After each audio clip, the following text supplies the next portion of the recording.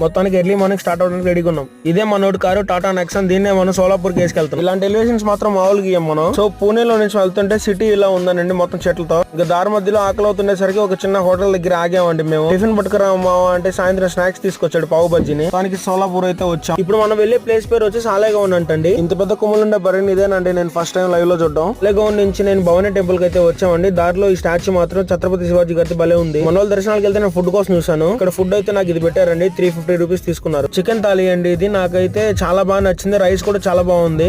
ఈ స్టాచ్యూ అయితే నాకు చాలా బాగా నచ్చింది అండి. ఛత్రపతి శివాజీ గారిది. ఆ గుర్రం డీటెయిలింగ్స్ కానివ్వండి, తర్వాత ఆయన డీటెయిలింగ్స్ కానివ్వండి చాలా నీట్ గా ఇచ్చారు. ఆటోల మీద, వ్యాన్ల మీద, బస్సుల మీద అయితే శివాజీ గారి ఫోటోలు కానివ్వండి, స్టిక్కర్స్ కానివ్వండి చాలా ఉన్నాయి ఇక్కడ. ఈ వ్యూ అయితే చాలా బాగుంది. మనం కొండ దిగేటప్పుడు నీట్ గా అప్పుడెప్పుడో చిన్నతనంలో చూసిన ఎర్ర బస్సులు ఇక్కడ మాత్రం ఈ బీభత్సంగా తిరుగుతున్నాయి. అటు చూసినా అయ్యే కనబడుతున్నాయి నాకైతే. కూతురింటికాడ పరిస్థితి ఇట్లా ఉంది. మీకు రేపు అయితే ఫుల్ అప్డేట్స్